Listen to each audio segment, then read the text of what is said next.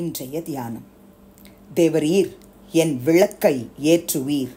என் தேவனாகிய கர்த்தர் என் இருளை வெளிச்சமாக்குவார். சங்கீதம் 18:28.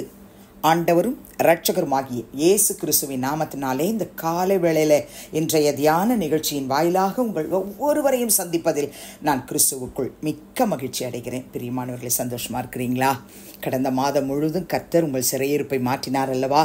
உங்களை கீர்த்தியும் புகழ்ச்சியுமாக வைத்தார் அல்லவா? கர்த்தர் உங்களோடு கூட இருந்து ஒவ்வொரு நாளும் உங்கள் ரட்சிப்பின் பாத்திரத்தை கரை திரை படியாதபடிக்கு காத்து கொண்டார் அல்லவா? உங்கள் பிள்ளைகளை காத்தார் அல்லவா? நம்ம ஜெபத்தையெல்லாம் கேட்டார் அல்லவா? கர்த்தர் நம்மோடு கூட தம்முடைய பணிவிடை ஆவிகளை வைத்து போக்கிலும் வரத்திலும் உடனிருந்து காப்பாற்றினார் அல்லவா? எல்லாவற்றுக்காக நேற்றைய தினம் முழுவதும் நன்றி சொன்னோம். இன்றைக்கு காலையிலையும் நன்றி சொல்லி, அப்பா, இந்த மாதத்திலும் நீர் என்னோடு கூட உம்முடைய வார்த்தைகளை பேசும்படிக்கு நான் ஆயத்தமாயிருக்கிறேன்னு சொல்லி ஆயத்தத்தோடு இருக்கிறீங்க இல்லையா? நம்ம எல்லாருக்கும் கர்த்தர் சொல்லும்படிக்கு எனக்கு ஒரு வார்த்தையை கொடுத்தார். தேவரீர் என் விளக்கை ஏற்றுவீர். என் அன்பு சகோதர சகோதரிகளே, இந்த மாதத்திலே உங்க விளக்கை கர்த்தர் ஏற்றுவார். என் தேவனாகிய கர்த்தர் உங்கள் இருளை வெளிச்சம் ஆக்குவார். இந்த 10வது மாதத்திலே விசுவாசியுங்கள், கர்த்தர் உங்கள் விளக்கை ஏற்றுவார், உங்கள் இருளை வெளிச்சம் ஆக்குவார். கரங்களை வைத்து ஒரு அல்லேலூயா சொல்லலாமா? எதை குறித்து கலங்காதபடிக்கு கர்த்தர் இந்த வார்த்தையை தாவீதுடைய வாழ்க்கையில் நிறைவேற்றினது மாத்திரமல்ல, நம்ம எல்லாருடைய வாழ்க்கையிலும் ஆமென்றும் ஆமென் என்றும் நிறைவேற்ற போகிறார். 112ஆம் சங்கீதம் 4ஆம் வசனத்திலே சங்கீதக்காரன் எழுதுகிறான், செம்மையானவர்களுக்கு இருளிலே வெளிச்சம் உதிக்கும், அவன் இரக்கமும் மன உருக்கமும் நீதியும் உள்ளவன். செம்மையாய் நடக்கிற மகனே மகளே, உனக்கு எனக்கும் நம்ம வாழ்க்கையில இருள் வராதுன்னு சொல்லல, இருளிலே வெளிச்சம் உதிக்கும். இருள் வந்தாலும் அந்த இருளிலே நமக்கு வெளிச்சமாக ஆண்டவராகிய இயேசு கிறிஸ்து உதிப்பார். யோபுவின் புத்தகம் 29ஆம் அதிகாரம் 3ஆம் வசனத்திலே யோபு சொல்லுகிற ஒரு வார்த்தை, அப்பொழுது அவர் தீபம் என் தலையின் மேல் பிரகாசித்தது, அவர் அருளின வெளிச்சத்தினால் இருளை கடந்து போனேன். கர்த்தர் நமக்கு வெளிச்சமாயிருக்கிறார். ஆமென கண்பார்ந்தவர்களை, விசுவாசியுங்கள், அவர் அருளின வெளிச்சத்தால் இருளை கடந்து போனேன் என்று யோபு சொன்னார்ல.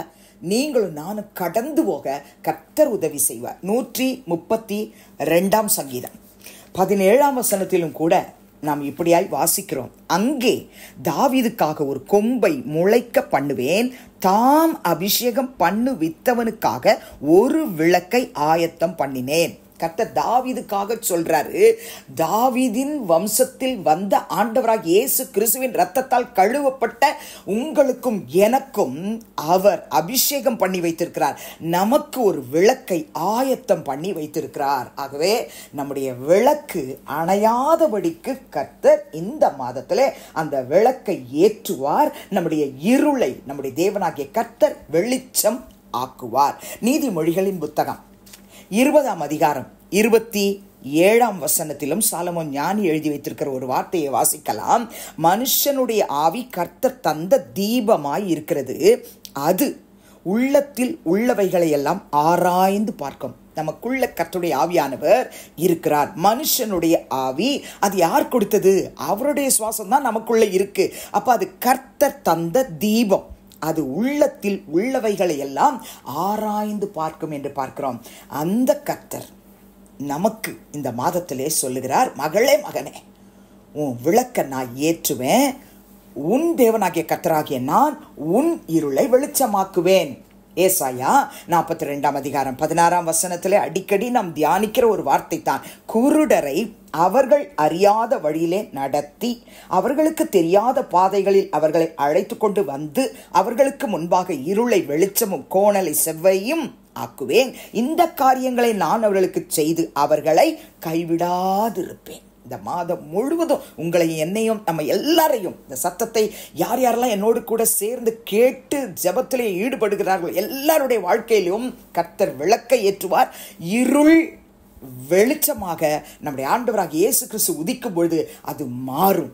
இருளை கர்த்தர் வெளிச்சமாக மாற்றுவார். நம்ம வாழ்க்கையில் இருக்கிற எல்லா கோணலையும் செவ்வையாக்குவார். இந்த காரியங்கள் எல்லாம் இந்த அக்டோபர் மாதத்தில் அவர் நமக்கு செய்து நம்மை கைவிடாதிருப்பேன் என்று சொல்லுகிறார். ஆமென் அன்பார்ந்தவர்களே, லூக்காவின் சுவிசேஷம் 1ஆம் அதிகாரம் 79ஆம் வசனத்திலும் கூட நம்முடைய கால்களை சமாதானத்தின் வழியிலே நடத்தவும் இரக்கத்தினாலே உன்னதத்திலிருந்து தோன்றிய அருணோதயம் நம்மை சந்திக்கிறது என்றார். பிரியமானவர்களே, இந்த மாதத்திலே உன்னதத்திலிருந்து தோன்றின அருணோதயம் உங்க விளக்கை ஏற்றுவார், உங்களை சந்திப்பா, உங்க வாழ்க்கையில் இருக்கிற இருள் எல்லாம் வெளிச்சமாக்கிட்டு உங்களை கைவிடாது இருப்பேன் என்று சொல்கிறார். 1 பேதுரு 2ஆம் அதிகாரம் 9ஆம் வசனத்திலும் கூட பேதுரு எழுதுகிறார், நீங்களோ உங்களை அந்தகாரத்தினின்று தம்முடைய ஆச்சரியமான ஒளியினிடத்திற்கு வரவழைத்தவருடைய புண்ணியங்களை அறிவிக்கும்படிக்கு தெரிந்து கொள்ளப்பட்ட சந்ததியாயும் ராஜரீகமான ஆசாரிய கூட்டமாயும் பரிசுத்த ஜாதியாயும் அவருக்கு சொந்தமான ஜனமாயும் இருக்கிறீர்கள். அந்தகாரத்தினின்று தம்முடைய ஆச்சரியமான ஒளியினிடத்திற்கு வரவழைத்தவருடைய கரங்களில் ஒப்பு கொடுத்து ஜெபிக்கலாமா? பரலோக பிதாவே, இயேசு கிறிஸ்துவின் நாமத்தில் உடைய சமூகத்துக்கு நாங்கள் வருகிறோம். இந்த மாதத்தின் முதல் நாளிலே சங்கீதம் 18:28 விசுவாசத்தோடு யார் யாரெல்லாம் என்னோடு சேர்ந்து அறிக்கை செய்து ஜெபிக்கிறார்களோ தேவரீர் அவர்கள் விளக்கை ஏற்றுவீராக. எங்கள் தேவனாகிய கர்த்தர் அவர்கள் இருளை வெளிச்சம் ஆக்குவீராக. இந்த வசனம் அவருடைய வாழ்க்கையில் இந்த அக்டோபர் மாதத்தில் நிறைவேறப் போகிறது. ஸ்தோத்திரம். 31 நாட்களும் கர்த்தாவே நீர் அவர்கள் விளக்கை ஏற்றுவீராக. அவர்களுக்கென்று வைத்திருக்கிற ஆண்டவரை ஆயத்தம் பண்ணின ஆசீர்வாதங்களை தருவீராக ராஜா. எல்லா சத்துருக்களின் கிரியைகளை முற்றிலுமாய் நிர்மூலமாக்கி போட்டு நம்முடைய பிள்ளைகளை ஆசீர்வதிக்கிறதுக்கு நன்றி. வருமானத்தை ஆசீர்வதியும், தேவைகளை சந்தியும், குறைவுகளை நிறைவாக்கும் ஐயா. ஆண்டவரே, இந்த நாளிலே விசேஷமாய் என்னுடைய வாழ்க்கையில் இருக்கிற இருளை ஆண்டவரே நீர் வெளிச்சமாக்குவீராக என்று கண்ணீரோடு ஜெபிக்கிற தாயோ தகப்பனோ சகோதரனோ சகோதரியோ கர்த்தருடைய ஊழியர்களோ யார் என்னோடு சேர்ந்து ஜெபித்தாலும் அவர்கள் வாழ்வில் இருக்கிற இருளை ஏசாயா 42:16 படி கர்த்தர் நீர் தாமே வெளிச்சமாக்கி அவர்கள் வாழ்வில் இருக்கிற கோணலை செவ்வையாக்கி இந்த காரியங்கள் எல்லாம் செய்து கைவிடாதிருப்பேன் என்று சொன்னீரே. கைவிடாதிரும் நாதா. இந்த மாதத்திலே விசேஷமாய் ஆண்டவரே அவர்களுடைய கையின் கிரியைகளை ஆசீர்வதியும், தொழிலை ஆசீர்வதியும், ஊழியங்களை ஆசீர்வதியும். கர்த்தர் உடன் இரும் ஆண்டவரே. இயற்கை சீற்றத்தினால் எந்த சேதமும் தேசத்துக்கு வராதபடிக்கு, தமிழ்நாட்டுக்கு வராதபடிக்கு, எங்கள் மாவட்டங்களுக்கு வராதபடிக்கு, கிராமங்களுக்கோ குக்கிராமங்களுக்கோ வராதபடிக்கு கர்த்தர் வேலி அடைத்து காத்துக்கொள்ளும். எல்லா சத்துருக்களின் கிரியைகளுக்கும் எங்களையும் எங்கள் உடைமைகளையும் எங்கள் தேசத்தையும் எங்கள் மக்களையும் கர்த்தர் ஊழியர்களையும் ஊழியங்களையும் விலக்கி பாதுகாத்துக் கொள்ள போறதுக்காய் நன்றி. துதி கன மகிமையை உமக்கு செலுத்துகிறோம் இயேசுவின் நாமத்தில் பிதாவே, ஆமென். கிறிஸ்துவுக்குள் பிரியமானவர்களே, இந்த மாதம் முழுவதும் கர்த்தர் தாமே உங்களோடு கூட இருந்து இந்த சங்கீதம் 18:28 படி உங்களை ஆசீர்வதிப்பாராக, உங்களை நடத்துவாராக, உங்களோடு இருப்பாராக. ஆமென்.